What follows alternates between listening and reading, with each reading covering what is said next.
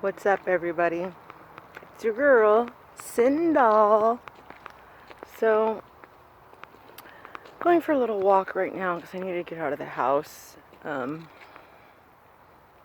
People are driving me crazy in there. And it's kind of raining, so I've got my sweet, very Beetlejuice umbrella and my badass light-up gloves I got from Clawy. They're flashlight gloves. So that's the best really I can do for a flashlight right now. It's gonna kind of make me look weird, but oh well, I look weird anyways. It's kind of my MO. I'll walk back up the dark path and tell you my story. So, the reason I've been largely absent from social media lately is, God, it sucks so bad, you guys. I want to be able to tell this without crying, and I'm going to do my best to do it without crying. So, in September, the week before September 11th, I walked out of my retail job. I was called in on a day off, and I just got tired of the negativity there. I just couldn't deal with it anymore. I was just over it.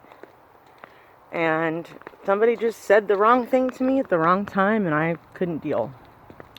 And I was like, screw, I'm out. Well, the next day, out of retaliation, they fired my boyfriend. They said, oh, well, we've made the mistake of keeping people in the past when they were close to somebody that worked here and then quit or whatever, and which is a load of crap, because I seen people, like, literally within my first couple months there, I saw two girls that were, like, supposedly best friends, and they had a falling out because one stole the other one's boyfriend or something, and they were literally calling each other the C word and all this stuff on the sales floor. It was the most unprofessional thing I've ever freaking seen. Like, I couldn't believe it. I was like, oh my God, like, if I had done that at any of my retail jobs, you would have been fired on the spot, or at least written up, final written warning, or something, you know?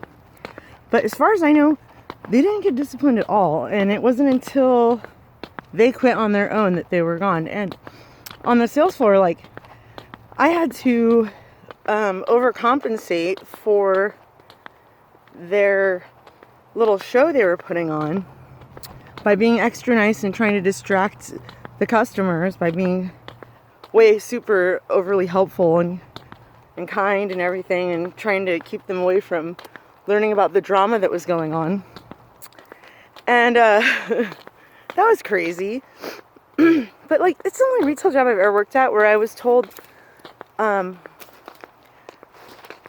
I was too good at customer service. Sorry, I keep almost dropping the phone. I was like, this is retail. How can you be too good at customer service? Like, is that a thing? Like, have you ever heard of that? I've never heard of that. I thought it was really, really freaking weird.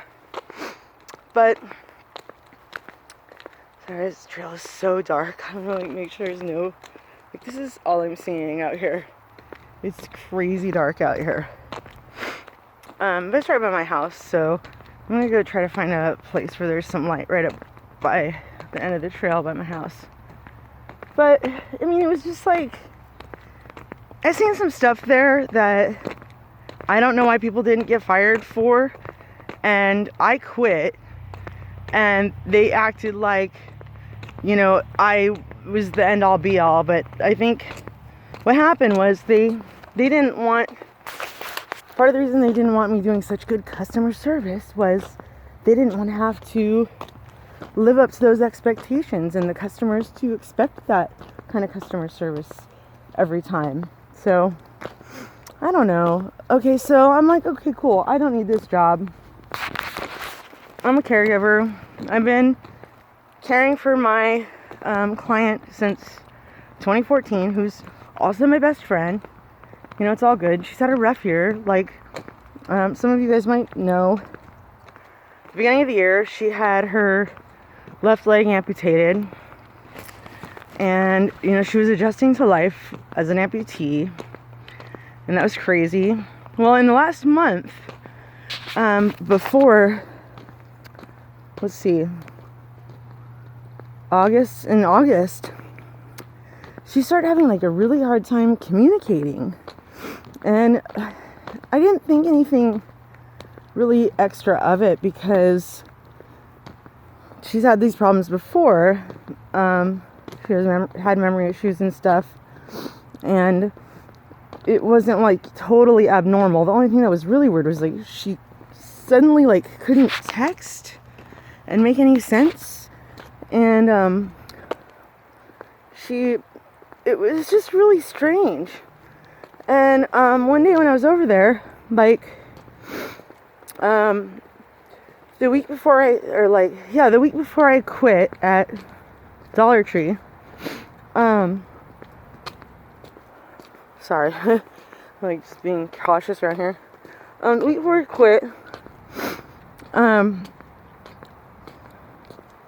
her doctor called and said, "You need to go to the emergency room. Do you have someone that could take you?" And she's like, "Yeah, my best friend and caregiver." So I was like, "Yeah, of course I'll take you." So I took her to the emergency room, and they ended up admitting her. Sorry, I sit down. And it turned out that she had a stroke at some point in the last month. So I was just like, what? This is crazy. Like, I can't believe I didn't like put two and two together, but it's not like I'm super familiar with strokes or anything. So, you know, there's that. And the week of September 11th, I was working a lot for her, more than normal, and I only had 69 hours a month working for her. And she was like having me work way more than normal, and I'm like, girl, I'm gonna go through my hours before the month is even halfway over. And on the 10th, I worked a really long shift, and it was really weird because before I left, she could see I was concerned about her communication and everything, and she gave me this really long hug, and she's like, "Heather, I'm gonna be okay. It's all right." And she just gave me this long, awesome hug. And right before I left, she even stood up without her crutch, without her prosthetic on, and gave me another really long hug. And I was like, "Okay, I'll see you tomorrow," because she had a doctor's appointment on Friday, September 11th. I was supposed to pick her up at 12:30. So I get there at 12:30, and I walk in the apartment because I have a key and everything. And I can't find her. And the lights are on, and the TV's on, and I'm running through the house, like panicking, screaming, like, Susan, where are you? Susan. And then I ran back into the living room because she had her bed in the living room. And I saw her. And she was curled up like she was laying down.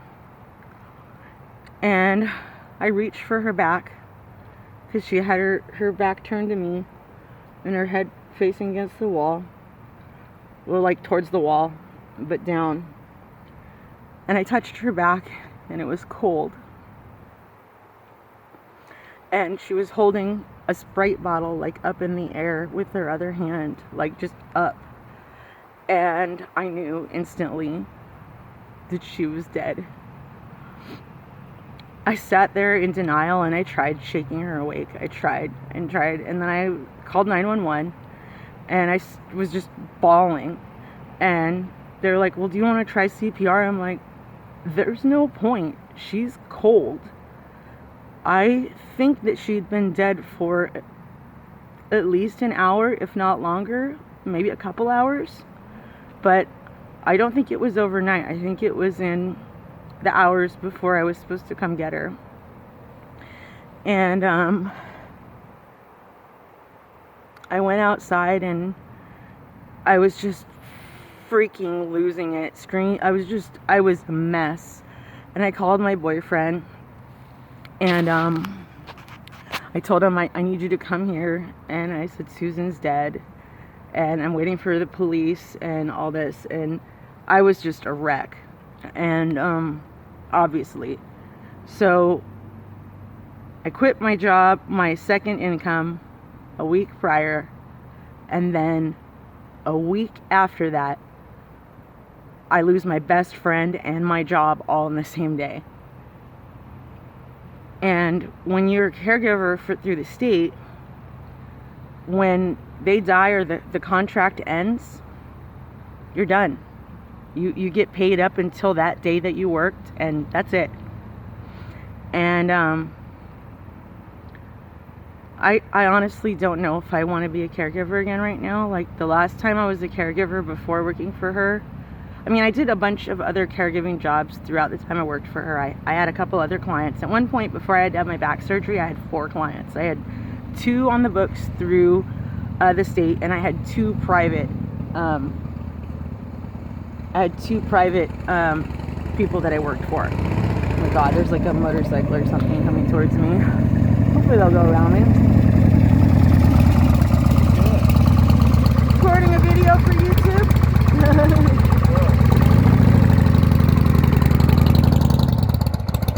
Anyways, I don't know why they're driving on the trail. That's like a bicycling, like, in a jogger trail. It's really weird. They're driving a chopper. Okay, so that was strange. So I waited, and I had to call. She's adopted, and her dad I was taking care of recently, but he was elderly and was requiring more care than I was capable of, and they had to pay under the table and just couldn't afford to pay me as much care as he needed. So he had to go into a home and get cared for.